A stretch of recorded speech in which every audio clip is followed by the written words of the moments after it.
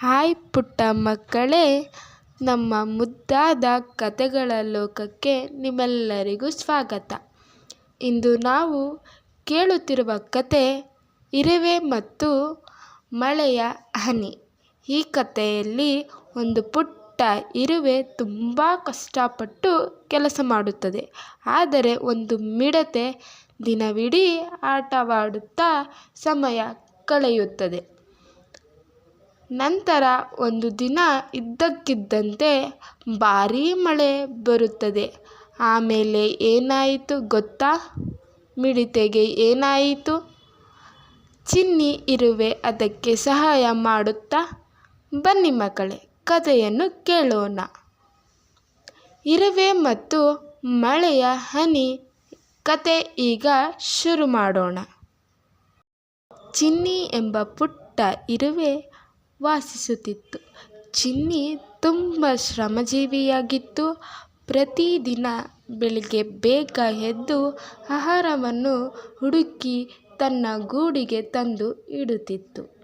ಅದೇ ಕಾಡಿನಲ್ಲಿ ಮಣ್ಣಿ ಎಂಬ ಹೆಸರಿನ ಮಿಡತೆಯೂ ಇತ್ತು. ಮಣ್ಣಿ ದಿನವಿಡೀ ಆಡುತ್ತಾ ಆಟವಾಡುತ್ತಾ ಕಾಲ ಕಳೆಯುತ್ತಿತ್ತು.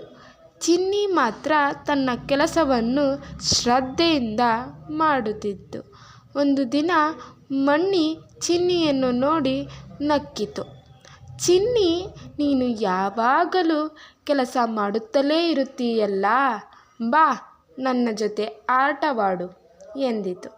ಚಿನ್ನಿ ನಗುತ್ತಾ, ಮುಂದೆ ಮಳೆ ಬಂದರೆ ಆಹಾರ ಸಿಗುವುದಿಲ್ಲ, ಅದಕ್ಕಾಗಿ ಈಗಲೇ ಸಂಗ್ರಹಿಸುತ್ತಿದ್ದೇನೆ ಎಂದಿತು.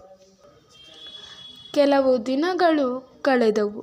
ಒಂದು ದಿನ ಆಕಾಶದಲ್ಲಿ ಕಪ್ಪು ಮೋಡಗಳು ತುಂಬಿಕೊಂಡವು. ಜೋರಾಗಿ ಗಾಳಿ ಬೀಸತೊಡಗಿತು.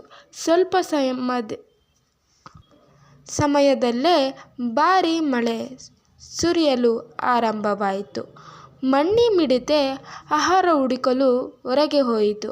ಆದರೆ ಎಲ್ಲ ಕಡೆ ಮಳೆ ನೀರು. ಹುಲ್ಲು ಒದ್ದೆಯಾಗಿತ್ತು. ಆಹಾರ ಎಲ್ಲೂ ಕಾಣಿಸಲಿಲ್ಲ. ಮಣ್ಣಿಗೆ ತುಂಬ ಹಸಿವಾಯಿತು.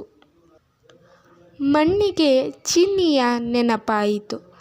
ಚಿನ್ನಿ ನನಗೆ ಸಹಾಯ ಮಾಡಬಹುದೇ ಎಂದು ಯೋಚಿಸಿ ಮಳೆಯಲ್ಲೇ ಚಿನ್ನಿಯ ಗೂಡಿನ ಕಡೆ ಹೋಯಿತು. ಚಿನ್ನಿ, ನನಗೆ ತುಂಬ ಹಸಿವಾಗಿದೆ ಎಂದು ಮಣ್ಣಿ ದುಃಖದಿಂದ ಹೇಳಿತು. ಚಿನ್ನಿ ಮಣ್ಣಿಯನ್ನು ನೋಡಿ ನಗಲಿಲ್ಲ. ತಕ್ಷಣ ತನ್ನ ಗೂಡಿನೊಳಗಡೆ ಕರೆದುಕೊಂಡು ಹೋಗಿ ತಾನು ಸಂಗ್ರಹಿಸಿ ಇಟ್ಟಿದ್ದ ಆಹಾರವನ್ನು ಮಣ್ಣಿಯೊಂದಿಗೆ ಹಂಚಿಕೊಂಡಿತು.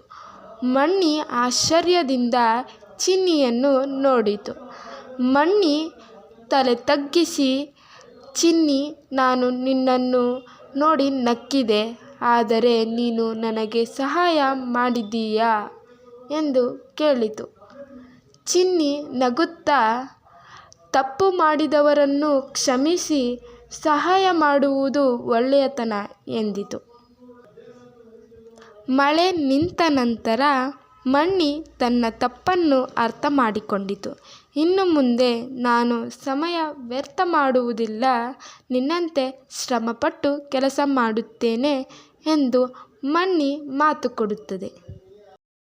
ಆ ದಿನದಿಂದ ಇಬ್ಬರು ಸೇರಿ ಆಹಾರವನ್ನು ಸಂಗ್ರಹಿಸಲು ಆರಂಭಿಸಿದರು. ಕೆಲವು ದಿನಗಳ ನಂತರ ಮಣ್ಣಿಯೂ ಶ್ರಮಜೀವಿಯಾಗಿ ಬಿಟ್ಟಿತು.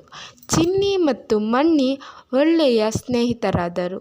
ಮಕ್ಕಳೇ, ಈ ಕಥೆಯಿಂದ ನಾವು ಕಲಿಯಬೇಕಾದ ಪಾಠ ಏನೆಂದರೆ, ಸಮಯ ಇರುವಾಗಲೇ ಭವಿಷ್ಯಕ್ಕಾಗಿ ಸಿದ್ಧರಾಗಬೇಕು. ಶ್ರಮಪಟ್ಟು ಕೆಲಸ ಮಾಡಬೇಕು. ಕಷ್ಟದಲ್ಲಿ ಇರುವವರಿಗೆ ಒಳ್ಳೆಯ ಮನಸ್ಸಿನಿಂದ ಸಹಾಯ ಮಾಡಬೇಕು. ಆದ್ದರಿಂದ ಮಕ್ಕಳೇ, ಸೋಂಬೇರಿಯಾಗದೆ ಶ್ರಮಿಸೋಣ, ಒಳ್ಳೆಯವರಾಗೋಣ ಮತ್ತು ಎಲ್ಲರಿಗೂ ಸಹಾಯ ಮಾಡೋಣ.